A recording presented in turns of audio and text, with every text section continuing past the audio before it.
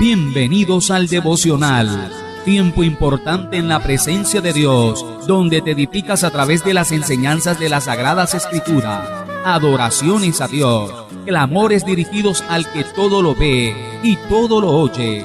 Hoy hay una respuesta de Dios para ti. El devocional conduce el pastor Carlos Alberto Núñez Maestre. Escúchenos a las 7 de la mañana y a las 7 de la noche a través de Radio Juan 1516. Las buenas nuevas de Dios para tu vida.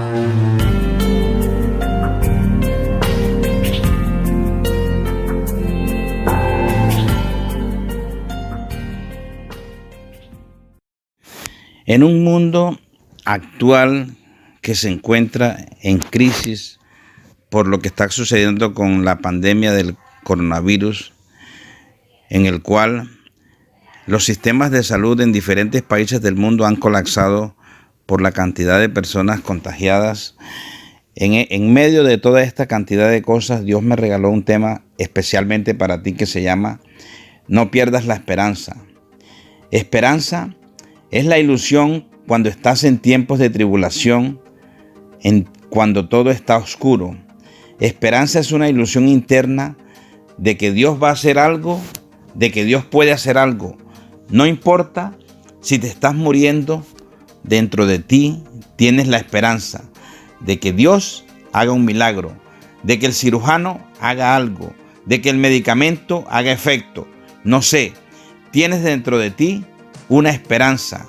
Cuando ves el panorama oscuro del país o de América Latina y tiene todo el mundo temor, por dentro de ti hay una pequeña chispa que te da la ilusión de que Dios va a hacer algo. Eso se llama esperanza. No sabes cómo, no sabes cuándo.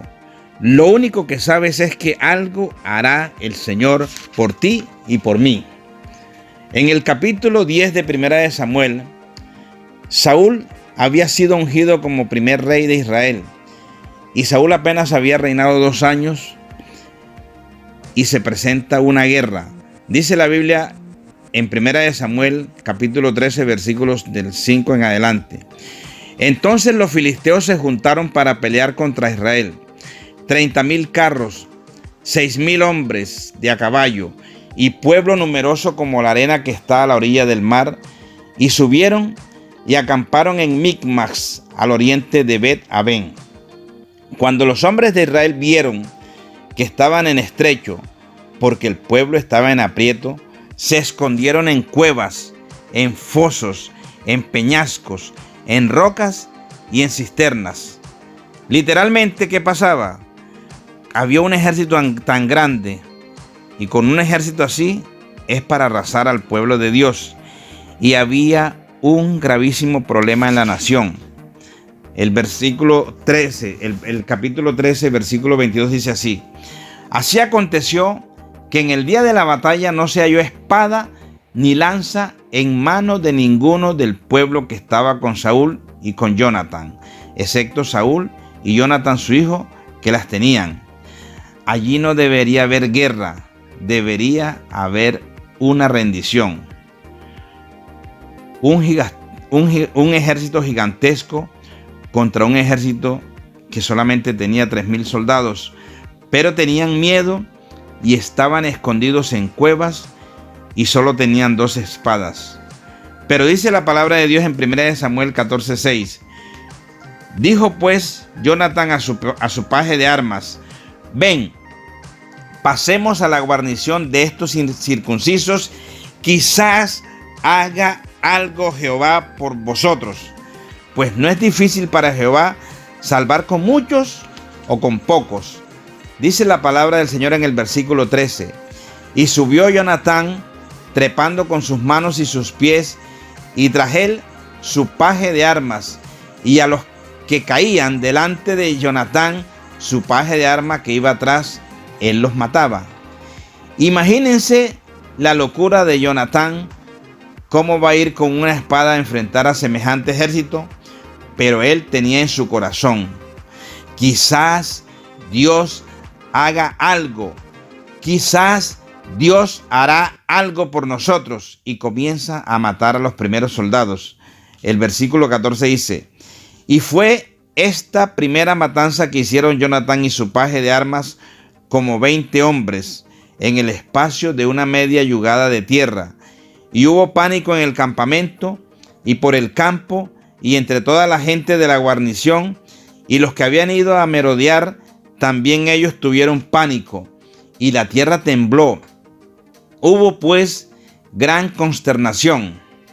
Así que piensen en esto: un hombre con una espada contra un gigantesco ejército, y empieza a atacar al primero, al segundo, y cae pánico sobre todo el ejército, y la tierra comienza a temblar. Y en los versículos del 20 al 23 dice así: y juntando Saúl a todo el pueblo que con él estaba, llegaron hasta el lugar de la batalla, y he aquí que la espada de cada uno estaba vuelta contra su compañero, y había gran confusión. Y los hebreos que habían estado con los filisteos de tiempo atrás y habían venido con ellos de los alrededores al campamento, se pusieron también del lado de los israelitas que estaban con Saúl y con Jonatán. El 22 dice así: asimismo, todos los israelitas que se habían escondido en el monte de Efraín, oyendo que los filisteos huían, también ellos los persiguieron en aquella batalla. Así salvó Jehová a Israel aquel día. Los que esperan en Jehová no serán avergonzados. Los que esperan en Jehová no serán avergonzados. Recibe esta palabra, porque esta palabra es para ti. La esperanza es muy diferente de la fe. La esperanza es la ilusión cuando estás en tiempo de tribulación, cuando estás en tiempo de dificultades, cuando todo está oscuro. Es una ilusión interna de que Dios va a hacer algo, de que Dios puede hacer algo. No importa si te estás muriendo, dentro de ti tienes la esperanza de que Dios haga algo en tu vida. Cuando ves el panorama sombrío totalmente, no sabes cómo, no sabes cuándo, pero sabes que algo hará Jehová por ti. El apóstol Pablo salió enviado por el Espíritu Santo a la misión.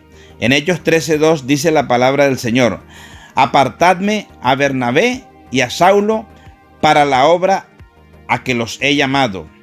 Y ellos salieron a predicar al mundo gentil. No era su gente, no era su raza, no era su cultura, era el mundo pagano. Y van predicando y pasando momentos difíciles en esos lugares. Y cuando Pablo quería entrar en Asia para predicar, el Señor se lo prohibió. No era el tiempo para Asia, era el tiempo para Macedonia. Y el Señor entonces le dice en sueños que vaya a Macedonia. Y Pablo va a la primera ciudad de Macedonia, que es Filipos, y empieza a predicarle a unas mujeres. Y ellas se convierten y él las bautiza. Y todos los días iba al lugar de la oración para enseñarles, como la clase del discipulado que nosotros damos en la iglesia. Y Pablo les estaba enseñando, pero había una mujer que cada vez que ellos pasaban empezaba a dar voces y a decir: estos que vienen aquí son siervos del Dios Altísimo. Y Pablo se molestó, porque no es que la mujer gritara, sino que tenía un espíritu de adivinación. Era la adivina de la ciudad y era la que gritaba y daba voces, y a Pablo no le gustó y reprendió el espíritu de adivinación, y el espíritu inmundo salió de la mujer. Y los amos de la joven, cuando vieron que salió el espíritu de adivinación de ella y que el negocio se les iba a caer, armaron tremendo escándalo y llevaron a Pablo y a Silas delante de los magistrados, y los magistrados les rompieron los vestidos. Estaban en un mundo pagano, no había quien los defendiera, y los azotaron con varas, y una y otra vez les golpearon sus espaldas hasta sangrar, y los mandaron a la prisión y los pusieron en la última celda, y tenían en los pies los grillos y tenían cadenas en las manos. Fue su peor momento. Pregunta: ¿a quién iban a acudir? ¿A quién van a pedir ellos ayuda?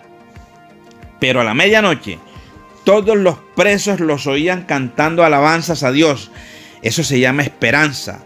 No sabes cómo, no sabes cuándo, pero sabes que Dios hará algo.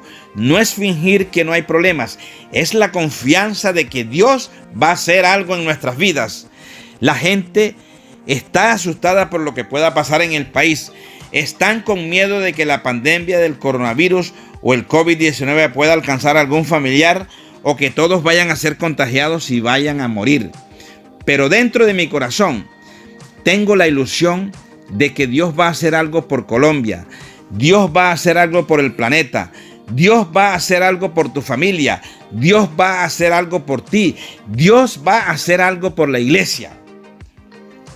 ¿Sabes? Debemos estar tranquilos de que en nuestro país no va a pasar absolutamente nada. Vivir con miedo no es de Dios. No tengas miedo. Dios está contigo. Dios está conmigo. Dios está con nosotros. La palabra de Dios dice: someteos pues a Dios, resistid al diablo y él huirá de vosotros. Esperanza fue lo que vivió Job. Yo no diría que él era un hombre de fe, sino un hombre de esperanza. Vino un ataque, venía un ataque directo de Satanás, pero Job no lo sabía. En un solo día, Job pierde todas sus riquezas y era el hombre más rico en Oriente. Perdió todo en ese mismo día. Sus hijos, todos murieron. Desnudo salí del vientre de mi madre y desnudo he de volver allá. Bendito sea el nombre de Jehová. Sin nada, arruinado. Pero si a ti te pasa todo eso en un día, tú dices: Dios está contra mí. El segundo día le viene una enfermedad de la cabeza a los pies, una llaga. Le tocaba dormir entre cenizas, gritar del dolor. Sus amigos, cuando vinieron porque conocieron la condición de Job y lo vieron a la distancia, con solo verlo, gritaban. Era algo espantoso. Y ciertamente lloró, se quejó, maldijo el día de su nacimiento, pero en medio del dolor dijo: aunque él me matare, en él esperaré. Cuando alguien tiene esperanza, no se rinde, mi hermano. Repito, cuando tú tienes esperanza, tú no tienes que rendirte. El plan de Amán era destruir a todos los judíos que había en el reino de Asuero. Lo terrible del plan de Amán es que el decreto ya estaba firmado, y en ese sistema de gobierno, un decreto firmado por el rey era irrevocable. El decreto estaba firmado con la orden de destruir, matar y exterminar a todos los judíos jóvenes y ancianos, niños y mujeres en un mismo día, y quitarle todos sus bienes. Y Mardoqueo va donde Esther y le dice: entra, habla con el rey, ruego por el pueblo de Dios. Y Esther le dijo: no puedo, no he sido llamada para estar delante del rey, no puedo. Hay una sola orden: que cualquier hombre o mujer que entra en el patio interior para ver al rey sin ser llamado ha de morir, salvo aquel a quien el rey extendiere el cetro de oro, el cual vivirá. Y yo no he sido llamada para ver al rey estos 30 días. Y las palabras de Mardoqueo a Esther fueron: si callas absolutamente en este tiempo, respiro y liberación vendrá de alguna otra parte para los judíos. Si tú no haces algo, Dios hará algo. Pero cuando pierdes la esperanza, puedes morir en el desierto. Nunca permitas que te roben la esperanza. La esperanza es un don glorioso. Primera de Samuel 30, versículos del 1 al 8 dice así: cuando David y sus hombres vinieron a Siclag, al tercer día, los de Amalec habían invadido el Negev y a Siclag, y habían asolado a Siclag y le habían prendido fuego, y se habían llevado cautivos a las mujeres y a todos los que estaban allí, desde el menor hasta el mayor, pero a nadie habían dado muerte, sino se los habían llevado al seguir su camino. Vino pues David con los suyos a la ciudad, y aquí que estaba quemada, y sus mujeres y sus hijos e hijas habían sido llevados cautivos. Entonces David y la gente que con él estaban alzaron su voz y lloraron hasta que le faltaron las fuerzas para llorar. Las dos mujeres de David, Ahinoam, Jezreelita, y Abigail, la que fue mujer de Nabal, el de Carmel, también eran cautivas. Y David se angustió mucho porque el pueblo hablaba de apedrearlo, pues todo el pueblo estaba en amargura de alma, cada uno por sus hijos y por sus hijas. Mas David se fortaleció en Jehová su Dios, y dijo David al sacerdote Abiatar, hijo de Ahimelech: yo te ruego que me acerques el efod. Y Abiatar acercó el efod a David. Y David consultó a Jehová diciendo: ¿perseguiré a estos merodeadores? ¿Los podré alcanzar? Y él le dijo: síguelos, porque ciertamente los alcanzarás, y de cierto libertarás a los cautivos. Primera de Samuel 30, del 17 al 19, dice así: y los hirió David desde aquella mañana hasta la tarde del día siguiente, y no se escapó de ellos ninguno, sino 400 jóvenes que montaron sobre los camellos y huyeron. Y libró David todo lo que los amalecitas habían tomado, y asimismo libertó David a sus 2 mujeres, y no les faltó cosa alguna, chica ni grande, así de hijos como de hijas, del robo y de todas las cosas que les habían tomado, todo lo recuperó David. Entonces fíjense ustedes, David llegó y la gente, él se dio cuenta de que habían saqueado la ciudad, que se habían llevado a las mujeres, a los niños, a los ancianos y a todo el mundo. Y David y los que estaban con él, ¿qué hicieron? Ellos alzaron su voz, lloraron hasta que les faltaron las fuerzas para llorar. Claro, David se angustió bastante porque el pueblo quería apedrearlos, pues todo el pueblo estaba en amargura de alma, cada uno por sus hijos y por sus hijas. Pero David se fortaleció en Jehová, y es lo que tienes que hacer tú. Tú tienes que fortalecerte en Jehová. Y dijo David al sacerdote: ¿sabes qué? Yo te ruego que me acerques el efod. Y Abiatar acercó el efod a David. Y David consultó a Jehová diciendo: ¿perseguiré a estos merodeadores? ¿Los podré alcanzar?